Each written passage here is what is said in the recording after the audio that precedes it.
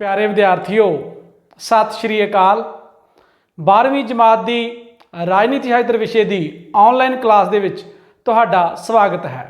उम्मीद है तुसीं घरां विच बैठे ऑनलाइन क्लासां का पूरा लाभ उठा रहे होवोगे। इस तरह होर वीडियो ऑनलाइन देखने के लिए चैनल नूं सबसक्राइब करो अते नाल ही वीडियो नूं लाइक अते शेयर जरूर करना है।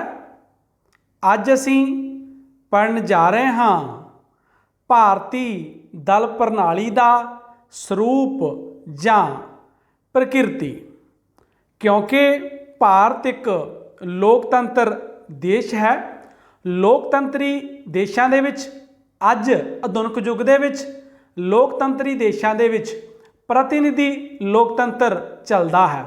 अर्थात लोग सीधे तौर पर शासन प्रक्रिया के कामों में हिस्सा नहीं लेंदे, सगों अपने चुने हुए प्रतिनिधियों राही शासन प्रबंध के कामों में भाग लेंदे हैं। अर्थात अपने अपने खेत्र विचों प्रतिनिधि की चोण करते हैं।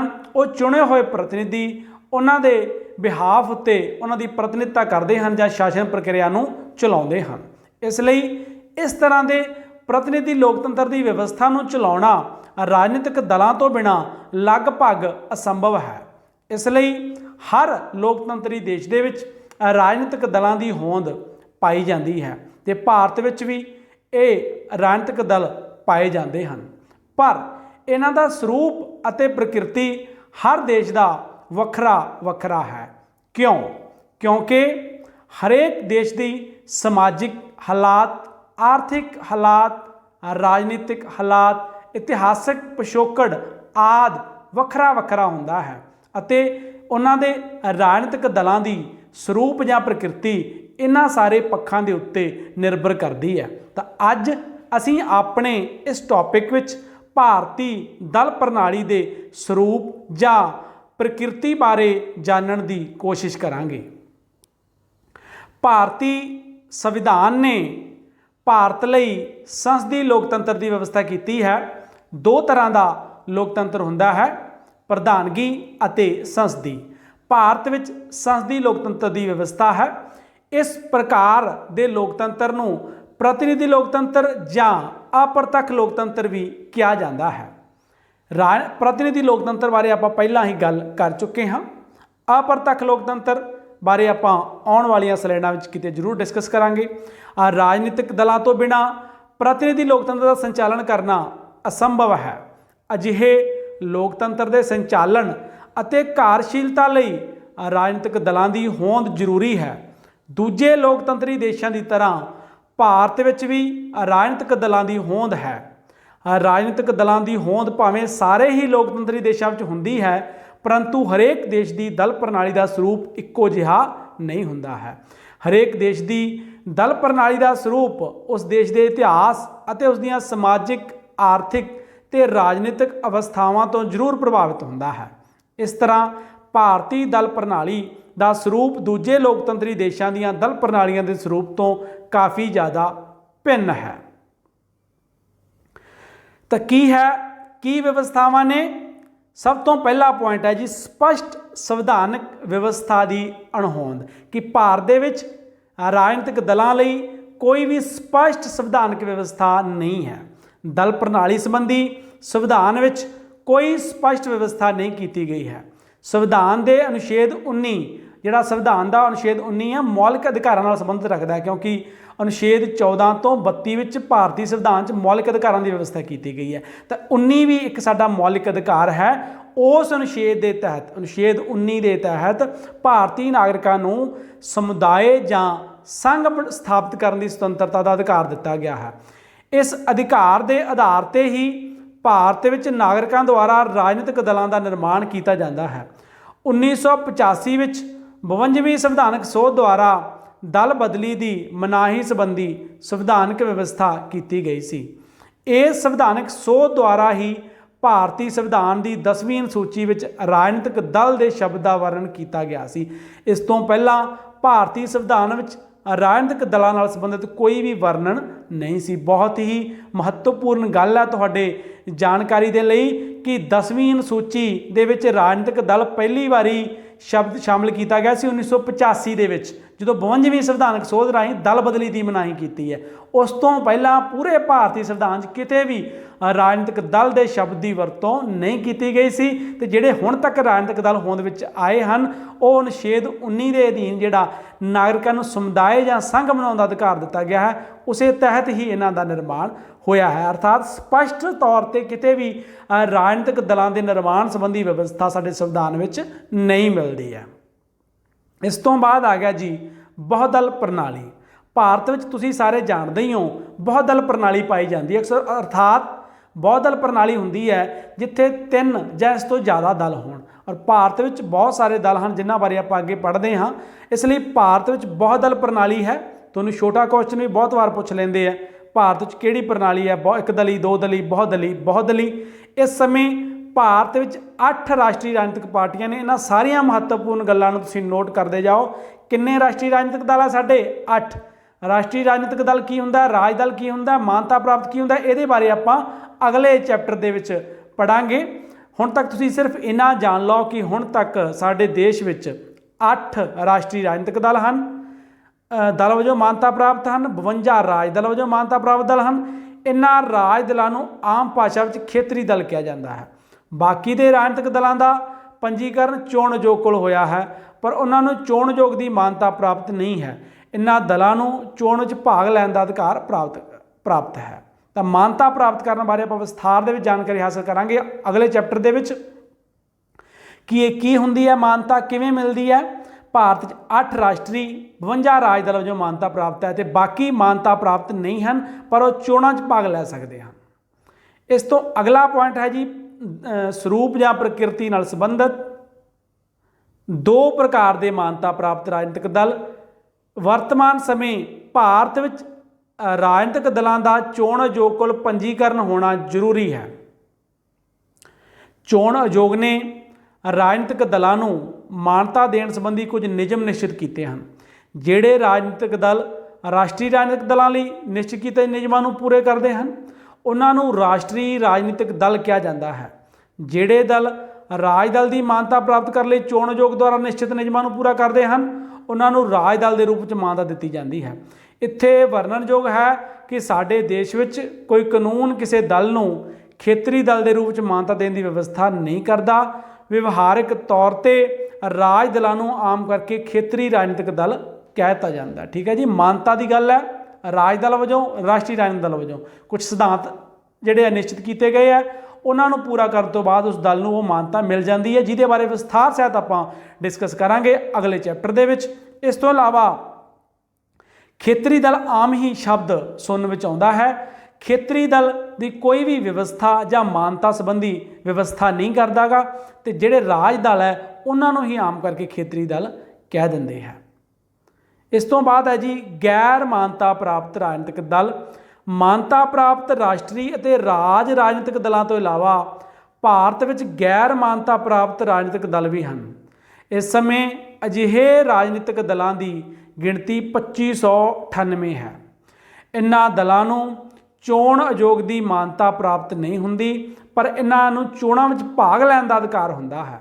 ਇੱਥੇ ਵਰਣਨਯੋਗ ਹੈ ਕਿ ਮਾਨਤਾ ਪ੍ਰਾਪਤ ਰਾਜਨੀਤਿਕ ਦਲਾਂ ਦੇ ਚੋਣ ਨਿਸ਼ਾਨ ਰਾਖਵੇਂ ਹੁੰਦੇ ਹਨ, ਅਤੇ ਉਹਨਾਂ ਦਲਾਂ ਨੂੰ ਹਰੇਕ ਚੋਣ ਵਿੱਚ ਉਹਨਾਂ ਲਈ ਰਾਖਵੇਂ ਚੋਣ ਨਿਸ਼ਾਨ ਹੀ ਦਿੱਤੇ ਜਾਂਦੇ ਹਨ। ਅਤੇ ਗੈਰ ਮਾਨਤਾ ਪ੍ਰਾਪਤ ਰਾਜਨੀਤਿਕ ਦਲਾਂ ਲਈ ਚੋਣ ਨਿਸ਼ਾਨ ਰਾਖਵੇਂ ਨਹੀਂ ਹੁੰਦੇ, ਸਗੋਂ ਅਜਿਹੇ ਦਲਾਂ ਨੂੰ ਹਰੇਕ ਚੋਣਾਂ ਸਮੇਂ ਚੋਣ ਨਿਸ਼ਾਨ ਚੋਣ ਆਯੋਗ ਦੁਆਰਾ ਆਪਣੀ ਮਰਜ਼ੀ ਨਾਲ ਦਿੱਤੇ ਜਾਂਦੇ ਆ।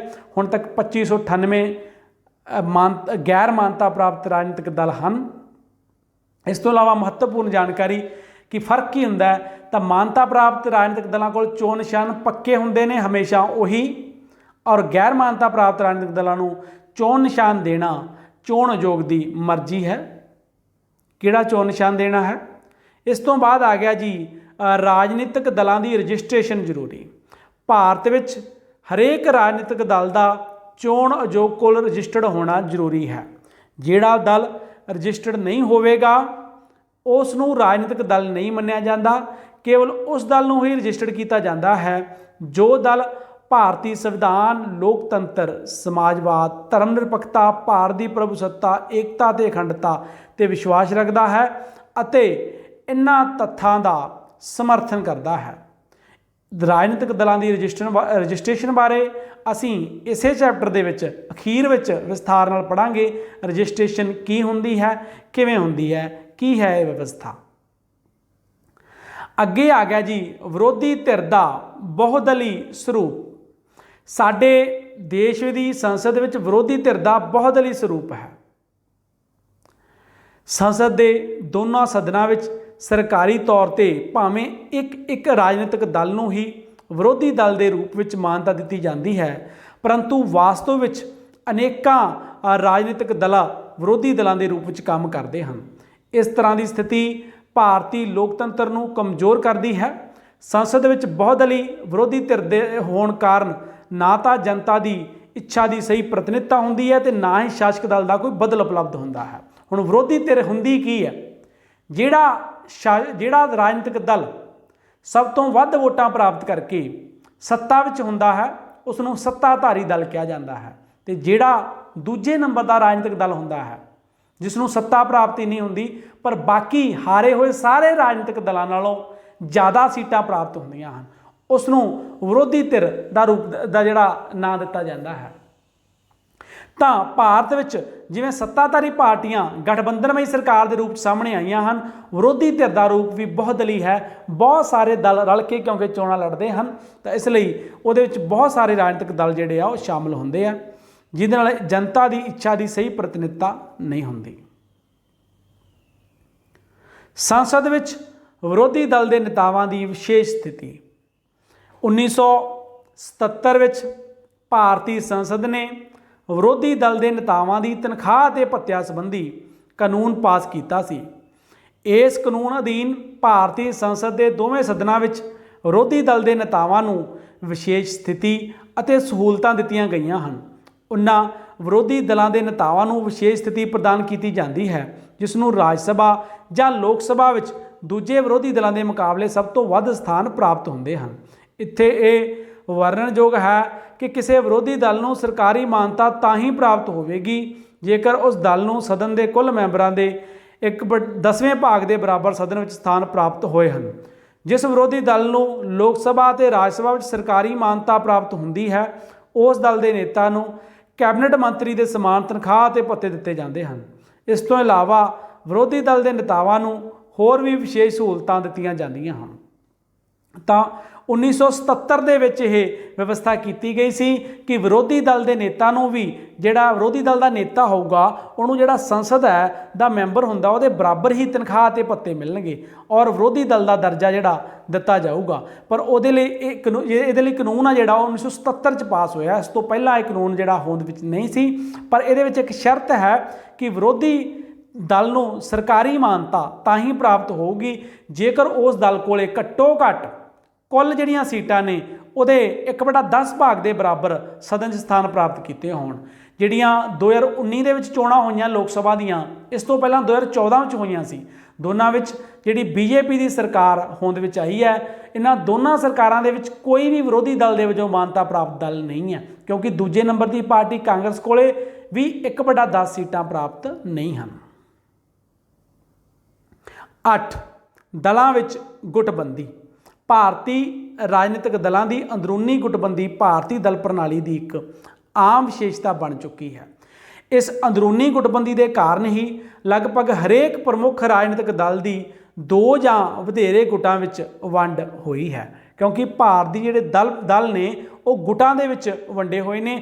हरेक जिहड़ा दल है वो कई गुटां दे विच वंडिया होया है। अंदरूनी लोकतंत्र की घाट। अंदरूनी लोकतंत्र हुंदा की है? उस राजनीतिक दल का अंदरूनी लोकतंत्र कि उस दल च जिहड़े पार्टी है उस पार्टी का प्रधान या होर अहुदेदार है उन्हां दी चोण किवें हुंदी है, कि उन्हां दी चोण लोकतंत्री आधारां ते हुंदी है जां उस च भाई भतीजावाद जां कोई होर तत्थ भारू हन। अंदरूनी लोकतंत्र की घाट है। जिहड़े राजनीतिक दल ने उन्हां विच अंदरूनी लोकतंत्र नहीं पाया जाता। किसी भी राजनीतिक दल के हेरले पद्धर के संगठन निर्णय लैण विच सुतंत्र नहीं हैं। सारे महत्वपूर्ण निर्णय दल की उच्च कमान ही लैंदी है अते हेठले पद्धर के संगठनां लई उन्हां निर्णयां की पालना करना ਦਲ ਅਨੁਸ਼ਾਸਨ ਦਾ ਇੱਕ ਭਾਗ ਮੰਨਿਆ ਜਾਂਦਾ ਹੈ। ਅਜਿਹੀ ਸਥਿਤੀ ਲਗਭਗ ਸਾਰੇ ਰਾਜਨੀਤਿਕ ਦਲਾਂ ਵਿੱਚ ਅੰਦਰੂਨੀ ਲੋਕਤੰਤਰ ਦੀ ਘਾਟ ਦਾ ਪ੍ਰਗਟਾਵਾ ਕਰਦੀ ਹੈ। ਪ੍ਰਸ਼ਨ ਕਹਿ ਰਹੇ ਹਾਂ ਪੁਆਇੰਟ ਨੰਬਰ 10, ਰਾਜਨੀਤਿਕ ਦਲਾਂ ਦੇ ਗਲਤ ਆਧਾਰ। ਹੁਣ ਜਦੋਂ ਅਸੀਂ ਪੜ੍ਹਦੇ ਹਾਂ ਕਿ ਵੱਖ-ਵੱਖ ਰਾਜਨੀਤਿਕ ਦਲ ਹੋਂਦ ਵਿੱਚ ਆਉਂਦੇ ਹਨ, ਜਿਵੇਂ ਭਾਰਤ ਵਿੱਚ ਜਿਹੜਾ 19 ਅਨੁਛੇਦ ਦੇ ਅਧੀਨ ਜਿਹੜਾ ਸੰਘ ਅਤੇ ਸਮੂਹ ਬਣਾਉਣ ਦੀ ਜਿਹੜੀ ਆਗਿਆ ਹੈ, ਉਹਦੇ ਤਹਿਤ ਰਾਜਨੀਤਿਕ ਦਲ ਬਣੇ ਹਨ। ਉਹਨਾਂ ਦਾ ਆਧਾਰ ਕੀ ਹੈ, ਉਹ ਕਿਸ ਆਧਾਰ 'ਤੇ ਬਣਾਏ ਗਏ ਹਨ? ਤਾਂ ਉਹ ਗਲਤ ਆਧਾਰਾਂ 'ਤੇ ਬਣਾਏ ਗਏ ਹਨ। ਭਾਰਤ ਵਿੱਚ ਜਿਹੜੇ ਰਾਜਨੀਤਿਕ ਦਲ ਆਰਥਿਕ ਅਤੇ ਰਾਜਨੀਤਿਕ ਸਿਧਾਂਤਾਂ ਦੇ ਆਧਾਰਿਤ ਹੁੰਦੇ ਹਨ, ਉਹ ਦਲ ਲੋਕਤੰਤਰੀ ਪ੍ਰਣਾਲੀ ਨੂੰ ਸ਼ਕਤੀਸ਼ਾਲੀ ਬਣਾਉਂਦੇ ਹਨ। ਪਰੰਤੂ ਜਿਨ੍ਹਾਂ ਰਾਜਨੀਤਿਕ ਦਲਾਂ ਦਾ ਆਧਾਰ ਧਰਮ, ਭਾਸ਼ਾ, ਨਸਲ, ਜਾਤੀ ਜਾਂ ਖੇਤਰ ਹੁੰਦਾ ਹੈ, ਉਹ ਦਲ ਲੋਕਤੰਤਰੀ ਪ੍ਰਣਾਲੀ ਨੂੰ ਕਮਜ਼ੋਰ ਕਰਦੇ ਹਨ। ਭਾਰਤ ਵਿੱਚ ਅਨੇਕਾਂ ਅਜਿਹੇ ਰਾਜਨੀਤਿਕ ਦਲ ਹਨ ਜੋ ਧਰਮ, ਭਾਸ਼ਾ, ਖੇਤਰ ਆਦਿ 'ਤੇ ਆਧਾਰਿਤ ਹਨ। ਜਿਹੜੇ ਧਰਮ 'ਤੇ ਆਧਾਰਿਤ ਰਾਜਨੀਤਿਕ ਦਲ ਹੈ, ਨਸਲ, ਭਾਸ਼ਾ, ਜਾਤ, ਖੇਤਰ 'ਤੇ ਆਧਾਰਿਤ ਭਾਰਤ ਜਿਹੜੇ ਰਾਜਨੀਤਿਕ ਦਲ ਹਨ, ਉਹ ਚੰਗੇ ਆਦਰਸ਼ ਪੈਦਾ ਨਹੀਂ ਕਰਦੇ। ਉਹ ਦੇਸ਼ ਦੇ ਵਿੱਚ ਨਫ਼ਰਤ ਦੀ ਰਾਜਨੀਤੀ ਕਰਦੇ ਹਨ, ਸੌੜੀ ਰਾਜਨੀਤੀ ਕਰਦੇ ਹਨ, ਪੂਰੇ ਦੇਸ਼ ਦੇ ਨਾਗਰਿਕਾਂ ਦੀ ਪ੍ਰਤੀਨਿਧਤਾ ਨਹੀਂ ਕਰਦੇ। ਇਸ ਲਈ ਇਸ ਤਰ੍ਹਾਂ ਦੇ ਰਾਜਨੀਤਿਕ ਦਲਾਂ ਦੇ ਆਧਾਰ ਹੈ ਜੋ ਉਹ ਗਲਤ ਹਨ। ਇਸ ਤੋਂ ਬਾਅਦ ਅਗਲਾ ਪੁਆਇੰਟ ਹੈ ਜੀ ਸ਼ਖਸੀ ਪੂਜਾ। ਭਾਰਤੀ ਰਾਜਨੀਤਿਕ ਦਲਾਂ ਵਿੱਚ ਸ਼ਖਸੀ ਪੂਜਾ ਦਾ ਮਹੱਤਵਪੂਰਨ ਸਥਾਨ ਹੈ। ਸ਼ਖਸੀ ਪੂਜਾ ਹੁੰਦੀ ਹੈ ਕਿਸੇ ਸ਼ਖਸੀਅਤ ਦੀ ਪੂਜਾ, ਕਿਸੇ ਪਰਸਨੈਲਿਟੀ ਦੀ ਪੂਜਾ। 1964 ਤੱਕ ਭਾਰਤੀ ਰਾਸ਼ਟਰੀ ਕਾਂਗਰਸ ਦਾ ਮੁੱਖ ਕੇਂਦਰ ਬਿੰਦੂ ਪੰਡਿਤ ਜਵਾਹਰ ਲਾਲ ਨਹਿਰੂ ਦੀ ਸ਼ਖਸੀਅਤ ਸੀ। ਲੋਕ ਪੰਡਿਤ ਨਹਿਰੂ ਨੂੰ ਵੋਟ ਪਾਉਂਦੇ ਸੀ। ਉਸ ਤੋਂ ਬਾਅਦ ਸ਼੍ਰੀਮਤੀ ਇੰਦਰਾ ਗਾਂਧੀ ਦਾ ਕਾਂਗਰਸ 'ਚ ਪ੍ਰਮੁੱਖ ਪ੍ਰਭਾਵ ਸੀ। ਜੇਕਰ ਇਸ ਸਮੇਂ ਦੀ ਗੱਲ ਕਰੀਏ ਤਾਂ ਭਾਰਤੀ ਜਨਤਾ ਪਾਰਟੀ ਵਿੱਚ ਪ੍ਰਧਾਨ ਮੰਤਰੀ ਸ਼੍ਰੀ ਨਰਿੰਦਰ ਮੋਦੀ ਜੀ ਦੀ ਸ਼ਖਸੀਅਤ ਦਾ ਕਾਫੀ ਜ਼ਿਆਦਾ ਪ੍ਰਭਾਵ ਹੈ। ਅਨੇਕਾਂ ਹੀ ਖੇਤਰੀ ਰਾਜਨੀਤਿਕ ਦਲਾਂ ਦੀ ਕਾਰਜਸ਼ੀਲਤਾ ਕਿਸੇ ਨਾ ਕਿਸੇ ਮਹਾਨ ਸ਼ਖਸੀਅਤ ਦੇ ਆਲੇ ਦੁਆਲੇ ਘੁੰਮਦੀ ਹੈ। ਅਰਥਾਤ ਲੋਕ ਕਾਰਜਕਰਮਾਂ ਨੀਤੀਆਂ ਦੀ ਬਜਾਏ ਉਸ ਸ਼ਖਸੀਅਤ ਨੂੰ ਜਿਹੜਾ ਹੈ ਵੋਟ ਪਾਉਂਦੇ ਹਨ, ਜਿਵੇਂ ਅਸੀਂ ਐਗਜ਼ਾਮਪਲ ਦੇ ਚੁੱਕੇ ਹਾਂ। ਇਸ ਤੋਂ ਇਲਾਵਾ ਜੇਕਰ ਪੰਜਾਬ ਦੀ ਗੱਲ ਕਰੀਏ, ਸ਼੍ਰੋਮਣੀ ਅਕਾਲੀ ਦਲ ਪਾਰਟੀ ਦੇ ਵਿੱਚ ਸਰਦਾਰ ਪ੍ਰਕਾਸ਼ ਸਿੰਘ ਬਾਦਲ ਦੀ ਸ਼ਖਸੀਅਤ ਜਿਹੜੀ ਹੈ ਉਹ ਲੋਕਾਂ ਨੂੰ ਪ੍ਰਭਾਵਿਤ ਕਰਦੀ ਹੈ। ਇਸੇ ਤਰ੍ਹਾਂ ਜੇਕਰ ਹੁਣ ਨਵੀਂ ਉੱਠੀ ਪਾਰਟੀ ਜਾਂ ਨਵੀਂ ਉੱਭਰੀ ਪਾਰਟੀ ਆਮ ਆਦਮੀ ਪਾਰਟੀ ਦੀ ਗੱਲ ਕਰੀਏ ਤਾਂ ਉਹ ਸ਼੍ਰੀ ਅਰਵਿੰਦ ਕੇਜਰੀਵਾਲ ਦੀ ਸ਼ਖਸੀਅਤ ਤੋਂ ਪ੍ਰਭਾਵਿਤ ਹੈ ਔਰ ਪੰਜਾਬ ਦੇ ਵਿੱਚ ਭਗਵੰਤ ਮਾਨ ਦੀ ਸ਼ਖਸੀਅਤ ਤੋਂ ਪ੍ਰਭਾਵਿਤ ਹੈ। ਇਸ ਲਈ ਜਿਹੜੀ ਸ਼ਖਸੀ ਪੂਜਾ ਹੈ ਉਹ ਵੀ ਭਾਰਤੀ ਰਾਜਨੀਤਿਕ ਪ੍ਰਣਾਲੀ ਦੇ ਸਰੂਪ ਜਾਂ ਪ੍ਰਕਿਰਤੀ ਦਾ ਜਿਹੜਾ ਮੁੱਖ ਹੈ ਮੰਨੀ ਜਾਂਦੀ ਹੈ, ਦਾ ਹਿੱਸਾ ਹੈ। ਇਸ ਤੋਂ ਬਾਅਦ ਆ ਗਿਆ ਪੁਆਇੰਟ ਜੀ ਗਠਬੰਧਨਮਈ ਰਾਜਨੀਤੀ। ਭਾਰਤੀ ਦਲ ਪ੍ਰਣਾਲੀ ਸਪਸ਼ਟ ਤੌਰ 'ਤੇ ਗਠਬੰਧਨਮਈ ਰਾਜਨੀਤੀ ਦੇ ਆਧਾਰਿਤ ਹੋ ਗਈ ਹੈ। ਹਰੇਕ ਰਾਜਨੀਤਿਕ ਦਲ ਦਾ ਵਿਸ਼ਵਾਸ ਬਣ ਚੁੱਕਾ ਹੈ ਕਿ ਉਹ ਇਕੱਲੇ ਤੌਰ 'ਤੇ ਲੋਕ ਸਭਾ ਵਿੱਚ ਸਪਸ਼ਟ ਬਹੁਮਤ ਪ੍ਰਾਪਤ ਨਹੀਂ ਕਰ ਸਕਦੇ। ਇਸੇ ਕਾਰਨ ਹਰੇਕ ਰਾਸ਼ਟਰੀ ਰਾਜਨੀਤਿਕ ਦਲ ਖੇਤਰੀ ਰਾਜਨੀਤਿਕ ਦਲਾਂ ਨਾਲ ਚੋਣ ਗਠਬੰਧਨ ਕਰਨ ਲਈ ਮਜਬੂਰ ਹੈ। ਪਰ ਪਿਛਲੀਆਂ ਦੋਵੇਂ ਲੋਕ ਸਭਾ ਚੋਣਾਂ ਦੌਰਾਨ ਭਾਰਤੀ ਜਨਤਾ ਪਾਰਟੀ ਨੂੰ ਸਪਸ਼ਟ ਬਹੁਮਤ ਪ੍ਰਾਪਤ ਹੋਇਆ ਹੈ, ਜੋ ਗਠਬੰਧਨਮਈ ਰਾਜਨੀਤੀ ਦੇ ਵਿਰੁੱਧ ਰੁਝਾਨ ਹੈ। ਗਠਬੰਧਨਮਈ ਰਾਜਨੀਤੀ ਅਰਥਾਤ ਜਦੋਂ ਕਿਸੇ ਵੀ ਇੱਕ ਦਲ ਨੂੰ ਸਪਸ਼ਟ ਬਹੁਮਤ ਪ੍ਰਾਪਤ ਨਹੀਂ ਹੁੰਦਾ ਤਾਂ ਕਈ ਦਲ ਮਿਲ ਕੇ ਸਰਕਾਰ ਬਣਾਉਂਦੇ ਹਨ ਜਾਂ ਉਸ ਤੋਂ ਵੀ ਪਹਿਲਾਂ ਚੋਣਾਂ ਲੜਨ ਵੇਲੇ ਹੀ ਗਠਬੰਧਨ ਬਣਾਉਂਦੇ ਹਨ। ਭਾਰਤ ਵਿੱਚ ਪਿਛਲੇ ਲੰਬੇ ਸਮੇਂ ਤੋਂ ਜਦੋਂ ਭਾਰਤ ਆਜ਼ਾਦ ਹੋਇਆ ਸੀ ਤਾਂ ਲਗਭਗ 1970-75 ਤੱਕ ਕਾਂਗਰਸ ਦੀ ਸਰਕਾਰ ਰਹੀ ਸੀ। ਉਸ ਤੋਂ ਬਾਅਦ ਕਿ ਰਾਜਨੀਤਿਕ ਦਲਾਂ ਦੀ ਗਿਣਤੀ ਵਿੱਚ ਵੀ ਕਾਫੀ ਵਾਧਾ ਹੋਇਆ ਤੇ ਸਪਸ਼ਟ ਬਹੁਮਤ ਮਿਲਣਾ ਔਖਾ ਹੋ ਗਿਆ ਤਾਂ ਗਠਬੰਧਨਮਈ ਰਾਜਨੀਤੀ ਸ਼ੁਰੂ ਹੋਈ। ਔਰ ਜੋ ਘੱਟੋ ਘੱਟ 20 ਸਾਲ ਦੇ ਜਿਹੜੇ ਸਮਾਂ ਸੀ ਉਹ ਗਠਬੰਧਨਮਈ ਰਾਜਨੀਤੀ ਜਿਹੜੀ ਸੀ, ਜਿਵੇਂ UPA ਹੈ, ਇਸ ਤੋਂ ਇਲਾਵਾ NDA ਹੈ, ਇਹ ਅਲਾਇੰਸ ਨੇ ਜਿਹੜੇ ਕਈ ਪਾਰਟੀਆਂ ਮਿਲ ਕੇ ਗਠਬੰਧਨ ਕਰਕੇ ਬਣਾਉਂਦੀਆਂ ਹਨ। ਪਰ ਜਿਹੜੀਆਂ 2014 ਦੀਆਂ ਲੋਕ ਸਭਾ ਚੋਣਾਂ ਸੀ ਤੇ 2019 ਦੀਆਂ ਲੋਕ ਸਭਾ ਚੋਣਾਂ, ਚਾਹੇ ਇਹਦੇ ਵਿੱਚ ਪਾਰਟੀਆਂ ਗਠਬੰਧਨ ਕਰਕੇ ਚੋਣ ਲੜੀ ਹੈ, ਪਰ ਭਾਰਤੀ ਜਨਤਾ ਪਾਰਟੀ ਨੂੰ ਦੋਨਾਂ ਚੋਣਾਂ ਵਿੱਚ ਸਪਸ਼ਟ ਬਹੁਮਤ ਪ੍ਰਾਪਤ ਹੋਇਆ ਹੈ, ਜਿਸ ਦੇ ਨਤੀਜੇ ਵਜੋਂ ਅਸੀਂ ਕਹਿ ਸਕਦੇ ਹਾਂ ਕਿ ਇਹ ਗਠਬੰਧਨਮਈ ਰਾਜਨੀਤੀ ਦੇ ਵਿਰੁੱਧ ਇੱਕ ਰੁਝਾਨ ਹੈ। ਯੁਵਕ ਸ਼ਕਤੀ ਅਤੇ ਇਸਤਰੀ ਸ਼ਕਤੀ ਦਾ ਉਭਾਰ। ਅਜੋਕੇ ਸਮੇਂ ਲਗਭਗ ਹਰੇਕ ਰਾਜਨੀਤਿਕ ਦਲ ਨੇ ਯੁਵਕਾਂ ਨੂੰ ਵੱਧ ਤੋਂ ਵੱਧ ਲੋਕ ਸਭਾ ਜਾਂ ਰਾਜ ਵਿਧਾਨ ਸਭਾ ਦੀਆਂ ਚੋਣਾਂ ਟਿਕਟ ਦੇਣੀਆਂ ਆਰੰਭ ਕਰ ਦਿੱਤੀਆਂ ਹਨ। ਪਿਛਲੀਆਂ ਚੋਣਾਂ ਸਮੇਂ ਕਾਫੀ ਜ਼ਿਆਦਾ ਯੁਵਕਾਂ ਨੇ ਲੋਕ ਸਭਾ ਵਿੱਚ ਪ੍ਰਵੇਸ਼ ਕੀਤਾ ਹੈ। ਉਹ ਦਿਨ ਦੂਰ ਨਹੀਂ ਜਦੋਂ ਅਗਾਂਹਵਧੀ ਭਾਰਤੀ ਯੁਵਕ ਭਾਰਤੀ ਦਲ ਰਾਜਨੀਤੀ ਤੇ ਪੂਰੀ ਤਰ੍ਹਾਂ ਛਾ ਜਾਣਗੇ। ਇਸੇ ਤਰ੍ਹਾਂ ਇਸਤਰੀਆਂ ਵੀ ਚੋਣਾਂ ਵਿੱਚ ਵੱਧ ਚੜ੍ਹ ਕੇ ਭਾਗ ਲੈਣ ਲੱਗ ਪਈਆਂ ਹਨ ਅਤੇ ਆਪਣੀ ਸੁਤੰਤਰ ਸੋਚ ਅਨੁਸਾਰ ਆਪਣੇ ਮਤ ਅਧਿਕਾਰ ਦੀ ਵਰਤੋਂ ਕਰਦੀਆਂ ਹਨ। ਅਜੋਕੇ ਯੁੱਗ ਵਿੱਚ ਇਨ੍ਹਾਂ ਇਸਤਰੀਆਂ ਦੀ ਗਿਣਤੀ ਕਾਫੀ ਜ਼ਿਆਦਾ ਹੈ ਜੋ ਸਥਾਨਕ ਪੱਧਰ ਜਾਂ ਰਾਜ ਪੱਧਰ ਜਾਂ ਰਾਸ਼ਟਰੀ ਪੱਧਰ ਦੀ ਅਗਵਾਈ ਦੀ ਭੂਮਿਕਾ ਨਿਭਾ ਰਹੀਆਂ ਹਨ। ਯੁਵਕ ਸ਼ਕਤੀ ਜਿੱਥੇ ਰਾਸ਼ਟਰੀ ਜਾਂ ਖੇਤਰੀ ਪਾਰਟੀਆਂ ਦੇ ਵਿੱਚ ਯੁਵਕ ਸ਼ਕਤੀ ਦਾ ਆਭਾਰ ਹੋਇਆ ਹੈ, ਉੱਥੇ ਹੀ ਤੁਸੀਂ ਸਾਰੇ ਵਿਦਿਆਰਥੀ ਨੋਟ ਕਰਦੇ ਹੋਵੋਗੇ ਕਿ ਪਿੰਡਾਂ ਅਤੇ ਸ਼ਹਿਰਾਂ ਵਿੱਚ ਜਿਹੜੀਆਂ ਬਲਾਕ ਸੰਮਤੀ, ਜ਼ਿਲ੍ਹਾ ਪ੍ਰੀਸ਼ਦ ਅਤੇ ਗ੍ਰਾਮ ਪੰਚਾਇਤ ਅਤੇ ਸ਼ਹਿਰਾਂ ਵਿੱਚ ਜਿਹੜੀਆਂ ਨਗਰ ਪਾਲਿਕਾ, ਨਗਰ ਨਿਗਮ, ਨਗਰ ਪੰਚਾਇਤਾਂ ਦੀਆਂ ਚੋਣਾਂ ਹੁੰਦੀਆਂ ਹਨ, ਉੱਥੇ ਵੀ ਯੁਵਕਾਂ ਦੀ ਗਿਣਤੀ ਕਾਫੀ ਵਧੀ ਹੈ। ਪਿੰਡਾਂ ਦੇ ਪੰਚ ਅਤੇ ਸਰਪੰਚਾਂ ਦੀਆਂ ਚੋਣਾਂ ਦੇ ਵਿੱਚ ਇਸਤਰੀਆਂ ਅਤੇ ਯੁਵਕਾਂ ਦਾ ਉਭਾਰ ਅਸੀਂ ਆਮ ਦੇਖ ਸਕਦੇ ਹਾਂ। ਬਹੁ ਗਿਣਤੀ ਦੇ ਵਿੱਚ ਪਿੰਡਾਂ ਦੇ ਸਰਪੰਚ ਨੌਜਵਾਨ ਉਮਰ ਦੇ ਵਿਅਕਤੀ ਹਨ, ਚਾਹੇ ਉਹ ਇਸਤਰੀਆਂ ਅਤੇ ਪੁਰਸ਼ ਦੋਵੇਂ ਹੀ। ਇਸ ਲਈ ਭਾਰਤੀ ਰਾਜਨੀਤੀ ਵਿੱਚ ਇਹ ਇੱਕ ਜਾਂ ਭਾਰਤੀ ਦਲ ਪ੍ਰਣਾਲੀ ਦੇ ਸਰੂਪ ਜਾਂ ਪ੍ਰਕਿਰਤੀ ਵਿੱਚ ਇਹ ਇੱਕ ਨਵਾਂ ਰੁਝਾਨ ਸਾਹਮਣੇ ਦੇਖਣ ਨੂੰ ਮਿਲਿਆ ਹੈ ਪਿਛਲੇ ਕੁਝ ਸਮੇਂ ਤੋਂ।